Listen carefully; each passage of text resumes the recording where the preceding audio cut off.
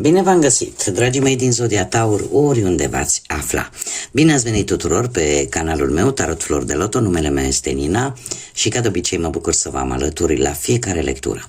Azi voi face o lectură atemporală, fără limită de timp, așa cum am obișnuit, așa că, dragilor, toți cei care aveți soare, lună, Venus sau ascendentul în Zodia Taur, atunci această lectură este de asemenea și pentru voi. Desigur, dragilor, trebuie să vă readuc aminte că voi sunteți cei care vă construiți propriul viitor, așa că vă rog din suflet să luați decât acele mesaje care rezonează cu voi, iar restul lăsați-le să zboare în univers, pentru că sigur sunt pentru alte energii, alte persoane care, într-o mai mică sau mai mare măsură, au o legătură cu Zodia Taur.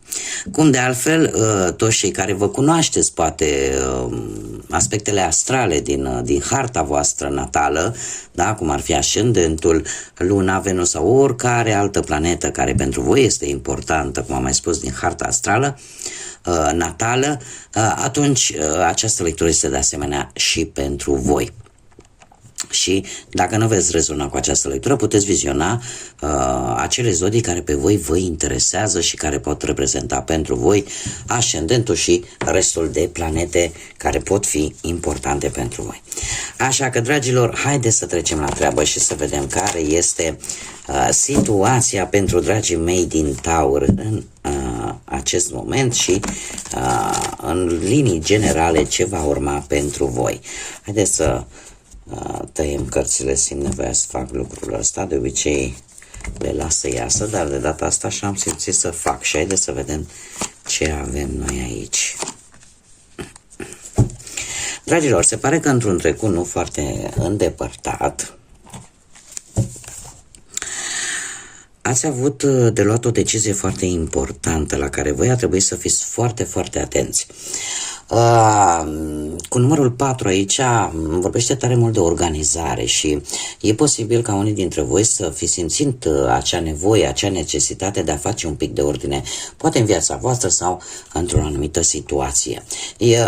Ați fost foarte planificați, ați încercat să vă protejați pe voi sau pe cei dragi vouă, dar cumva ați și avut nevoie în același timp o dovadă că voi sunteți într-adevăr pe drumul corect și trebuie să vă spun că unii dintre voi chiar ați avut pe cineva drag vouă care se pare că a încercat să aibă grijă de voi așa de la distanță cu mult drag.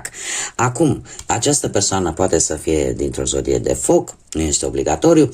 Avem zodia Săgetător, care îmi vorbește de sete de aventură, da? O persoană foarte aventuroasă, o persoană care în general îi place să cunoască lucruri noi, o persoană foarte curioasă și care în general nu prea este o persoană care să-i placă regulile în mod deosebit sau rutina, da? Destul de impulsivă, dar în același timp o persoană care pune foarte multă pasiune în ceea ce face. Dacă nu vorbim de o persoană și vorbim strict de anumite caracteristici ale acestei zodii Săgetător, trebuie să vă spun că chiar voi puteți să împrumutați aceste caracteristici și într-un trecut nu foarte îndepărtat să simțiți nevoia de aventură, să simțiți nevoia să schimbați ceva în viața voastră, iar faptul că avem ciocănelul acesta care se folosește în sălile de tribunal, asta îmi spune că a fost o situație destul de serioasă în care voi chiar a trebuit să luați o decizie importantă. Sau poate chiar pentru unii ați așteptat o decizie importantă într-o anumită situație legală, juridică. În prezent avem un 9 și zodia Balanță. Asta îmi spune că, dragilor, sunteți în acest moment într-o fază în care o anumită etapă din viața voastră se apropie de sfârșit, în care e posibil în sfârșit să aveți o anumită satisfacție vis-a-vis de un anumit plan, de un anumit proiect. Încercați cumva parcă să fructificați ceea ce un aspect sau un plan sau un proiect la care voi ați muncit de ceva vreme și sunteți în faza de a recolta ce voi ați semănat. Apare necesitatea de a închide în același timp anumite situații, capitole din viața voastră și pentru mulți dintre voi, aș spune, toate lucrurile astea sunt relaționate un pic și cu relația, cu dragostea, cu viața asta sentimentală, da? Încercați să faceți lucrurile cât mai corect și cât mai bine și în felul ăsta să vă ridicați un pic, să simțiți voi așa că vi s-a ridicat vibrația, energia. Într-un viitor apropiat avem Avem acest 8 și zodia Gemeni, care vorbește de asemenea pentru unii de karmă sau vorbește pur și simplu de o reușită, de acea ambiție puternică de a pune lucrurile în ordine și de a profita din plin de libertatea voastră de a alege, indiferent pe ce plan al vieții vorbim. De asemenea, faptul că avem zodia Gemeni, asta îmi spune că sunteți mult mai flexibili și o să fiți mult mai flexibili, o să vă folosiți foarte bine inteligența, istețimea și cumva veți căuta informații noi, veți schimba opinii cu foarte mare ușurință și trebuie să vă spun că aș zice că veți avea așa o tendință de a vedea mult mai bine și dintr-o altă perspectivă anumite lucruri care sunt importante pentru voi. Faptul că avem chiar roata karmei de data aceasta, așa se numește, ne vorbește de karmă, ne vorbește de dharmă, de asemenea, care este acea karmă bună, da? În care fiecare primim pe măsura faptelor bune pe care noi le-am făcut. Ne vorbește de un efect divin care intervine în viața voastră în următoarea perioadă și eu trebuie să vă spun că este o carte extraordinară. De ce? Pentru că vorbește de pur și simplu de o schimbare la 180 de grade care se va întâmpla probabil ori în viața voastră în general, ori pur și simplu într-o anumită parte a vieții voastre. Nu știu, poate să fie la nivel de carieră, la nivel de bani sau pur și simplu în dragoste, da? Este o perioadă cu circunstanțe foarte benefice pentru voi. Dar toate aceste lucruri vin atrase de către karma voastră, de către ceea ce voi ați semănat cu mult timp în urmă. E o intervenție divină, e o intervenție universală care vine să vă sprijine și să vă ajute. Haideți să vedem ce ne spune și tarotul pe parte profesională. Da, o luăm așa pe capitole și începem cu partea asta profesională, să vedem ce vine pentru dragii mei tăurași în următoarea perioadă pentru voi. Și avem un 9 de monede, un 4 de bâte și soarele. Dragilor, 9 de monede îmi vorbește de situația în care ceva s-a rezolvat din punct de vedere al profesiei, al carierei, da? În sfârșit ceva s-a ajuns pe plan profesional pentru voi, voi ați avut o reușită.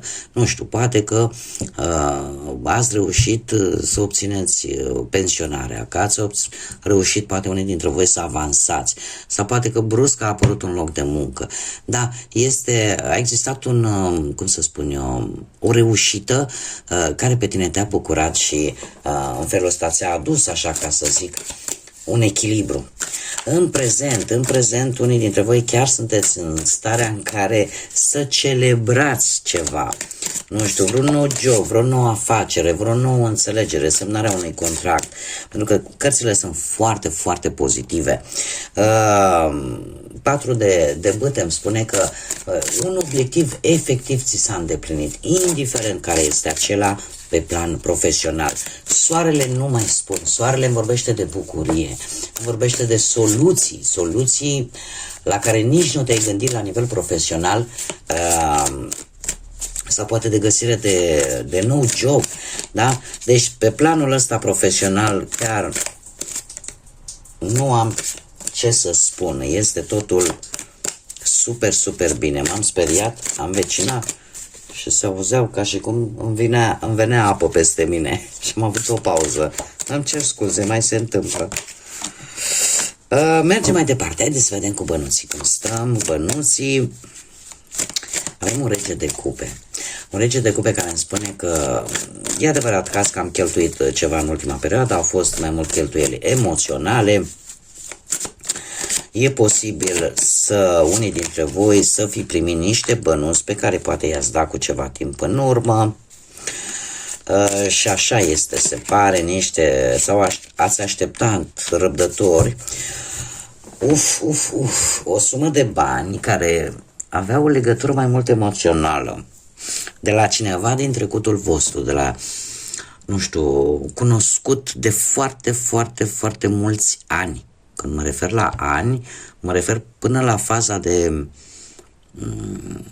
nu știu, poate să fie și familiar, desigur, cu ei ne cunoaștem de cei mai mulți ani, sau poate să fie o persoană cu care voi ați avut de-a face cu foarte mult timp în urmă. Mulți ani în urmă. De ce spun lucrul ăsta? Pentru că șasele ăsta de cupe despre asta îmi vorbește, despre bani pe care voi îi așteptați dintr-o situație relaționată cu trecutul vostru. Că poate să fie o moștenire, sau poate ai vrut să ceri împrumut cuiva pe care tu îl cunoști de foarte mult timp, vreun prieten familiar, cum am mai spus, sau poate ați vrut să obțineți niște bănuți din vânzarea unor obiecte de valoare foarte vechi. Totuși trebuie să vă spun că, din păcate, pe partea asta a bănuților, veți fi oarecum dezamăgiți. Da? De această situație, cumva, parcă lucrurile nu or să iasă chiar așa cum vreți voi. Haideți să nu vă las așa și să vedem ce cu treiul ăsta. Da, din câte văd aici avem un paj de monede care îmi spune că pe partea banilor voi trebuie să nu vă lăsați, chiar dacă o să fiți dezamăgiți, dacă sunteți în situația de a cere, să cereți exact cât voi considerați că vi se cuvine. Iar dacă nu primiți, că se pare că nu veți primi chiar acum, nu trebuie să vă dezamăgiți, trebuie să aveți răbdare, pentru că într-un fel sau altul vei obține ceea ce trebuie să obții. Mare atenție! Ceea ce trebuie să obții, nu neapărat ceea ce îți dorești să obții. Da? Pentru că aici avem o mică mare diferență. Este adevărat, înseamnă că lucrurile nu se vor mișca atât de repede pe cât vă doriți voi. De ce? Pentru că avem 300 de spade aici, care despre asta îmi vorbește. Totuși, acest refuz pe care voi îl veți primi, sau poate senzația că lucrurile nu sunt, dezamăgirea asta pe care o să o aveți voi, nu trebuie să vă facă să vă dezamăgiți, pentru că, din câte văd cu acest paj de monede, lucrurile vor veni atât cât trebuie și când trebuie. Acum, pe parte de relație, de sentiment, de cei care sunteți într-o relație și viața voastră amoroasă, da, în relație, ia să vedem ce avem noi aici. Of, dragilor dragi,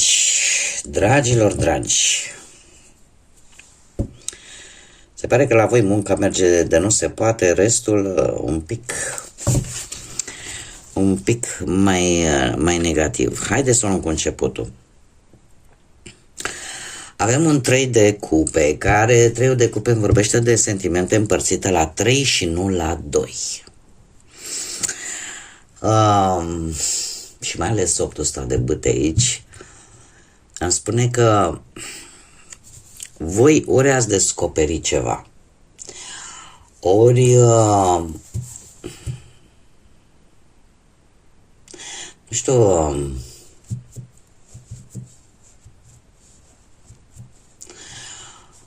unii dintre voi e posibil, ia stați așa un pic, clarificăm 3 de cupe. Oricum, aici, din câte se vedea, o să apară niște conflicte.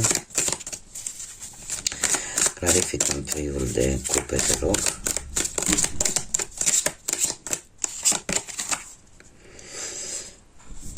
Nouă de cupe.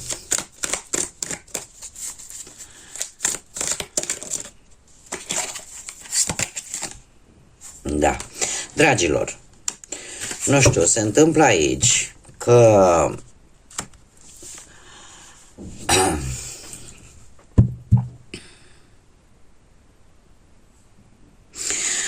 situația a stat în felul următor. E posibil, ori voi, ori perechea voastră, la un moment dat, să fi intuit că în loc de 2 sunteți 3. Și să nu fi spus. Aici vă rog din suflet, pentru că sunt deja 2 persoane, da? Sunteți voi și perechea voastră. Să adaptați. da? Și să încercați să vă regăsiți care sunteți, care cine, ce, cum e. De ce? Pentru că aici există o persoană care știe niște lucruri, știe multe lucruri, dar pe care le ține ascunse și care are legătură cu energia a 3 persoane sau are legătură cu sentimentele a 3 persoane. De ce spun acest lucru? Pentru că aici, în prezent, asta s-a întâmplat acum ceva vreme, în prezent avem un 8 de bâte care, pe partea asta, Dragoste îmi spune că există într-adevăr o anumită situație în relația voastră care trebuie rezolvată, dar care, paradoxal, depinde doar de tine și de cum vei acționa tu. Se pare că îndemnul cărților, din ce văd eu aici, îmi spune că ar trebui să acționezi, dar să acționezi de o modalitate foarte asertivă. De ce? Pentru că pot cauza conflicte mari. Pot cauza conflicte mari și aici am 2 variante. Ori conflicte la nivel de familie, da? Cu anumiți membri din familie, și o să mă întrebați pe ce legătură are una cu alta. E posibil ca anumiți membri din familia voastră poate să fi venit cu toată această tevatură, cu toate aceste gânduri, da? Că din câte vedem aici avem cupe, care, cupele în general ne vorbesc despre sentimente și emoții. Da? Nu vorbesc neapărat de ceva faptic, aici vorbim de sentimente și de ceea ce voi simțiți sau persoana voastră simte. Și atunci poate să fie legat de lucrul ăsta sau pur și simplu modul în care voi veți gestiona situația asta poate duce într-adevăr și la anumite tensiuni cu acest 5 de bâte. Dar aceste conflicte, dar care în general, cel puțin 5-ul ăsta de bâte îmi spune că vor fi niște conflicte mai mult venite din exterior. Dar la voi stă puterea și felul în care voi o să o faceți. Cum veți rezolva această situație? Pentru că aici există cineva care știe multe, dar nu se dă oarecum pe față. Marea Preoteasă cumva... Trebuie să vă mai spun un lucru. Există sentimente. Fără doar și poate. Sentimente există. Doar că aici există o situație care nu se spune. Sper că m-am făcut înțeleasă. Și care depinde de reacția voastră și de cum o gestionați voi să se termine sau să se rezolve, să se clarifice această situație. Când eu vă spun că voi sunteți cei care vă construiți viitorul, nu este o minciună. Pentru că deciziile, nu numai ale voastre, inclusiv ale mele, deciziile pe care noi le luăm, de fapt, ne construiesc viitorul. Dacă voi, de exemplu, aici luați o altă decizie, cartea asta e posibil să nu mai apară. Și să apară în funcție de deciziile. Mie cărțile mi-arată care sunt... cum să spun eu, cam cum ar fi situația dacă, da? Dar voi oricând puteți să schimbați aceste energii prin deciziile voastre. Haideți să vedem cei care sunteți singurei în urma poate a văduviei, din păcate, sau a unui divorț, sau pur și simplu a unei despărțiri, sau pur și simplu a faptului că nu ați reușit voi până acum să vă găsiți perechea. Acum, haideți să vedem cei singurei. Da, într-adevăr, avem pusnicul care... O perioadă în care a stat destul de izolați, ca să zic așa, cu pusnicul aici. De ce? Nu știu dacă zodia Fecioară vă spune ceva sau are vreo legătură cu situația actuală, cum de asemenea, iar aici avem zodii de pământ, printre care și Fecioară, Taur sau Capricorn. Cert este că ați avut o perioadă în care nu știu dacă v-a apărut cineva din trecutul vostru, o relație mai veche, și a venit cu intenția poate de a reaprinde relația, da, flacăra asta care v-a unit. Doar că voi ați fost destul de introspecți, destul de precauți, ca să zic așa, Și a zis, domne, dă-mi un timp, stai să vedem dacă e bine sau nu. Să ne reîmpăcăm, să avem o reconciliere. Și faptul că avem un rege de monede aici, care vă poate reprezenta foarte bine pe voi. Asta îmi spune că pe partea asta sentimentală, dragilor, care sunteți singurei, cumva încercați să fiți voi înșivă. Încercați și sunteți foarte siguri pe voi și aveți ambițiile voastre, dar se pare că într-un final nu veți accepta sau cel puțin nu acum. Veți considera cumva că momentul nu este unul foarte prielnic cu acest 5 de spade. De ce e posibil să se întâmple treaba asta? Păi poate pentru că voi e posibil să fi avut o situație în care nimeni nu lăsa de la el cu persoana respectivă. Într-adevăr, aici mi se vorbește de cineva care e posibil să fie tot dintr-o zodie de pământ, la fel ca și voi. Taur, Fecioară sau Capricorn. Da? Și cumva nu sunteți voi chiar așa, parcă vă aduceți aminte cum a fost și nu prea vă cam dă cu virgulă. Cel puțin în următoarea perioadă. Considerați că nu e chiar cel mai bun moment să faceți, poate să o luați de la capăt cu un fost sau vreo fostă. Haideți să vedem ce mesaj am pentru voi, dragilor, și avem două chiar. Uite că avem iară un pusnic aici, avem singuraticul care ne spune în felul următor: fii curajos îndeajuns pentru a merge singur și a descoperi cât mai multe posibilități. Și se pare că veți lua această decizie, da? În așa fel încât poate că mai aveți nevoie de timp unii dintre voi. Da, mai ales pe planul ăsta sentimental. Poate că încă mai aveți nevoie de timp până vă veți decide dacă mergeți mai departe sau mai vreți pe cineva în viața voastră sau în ce manieră să permiteți cuiva să intre în viața voastră.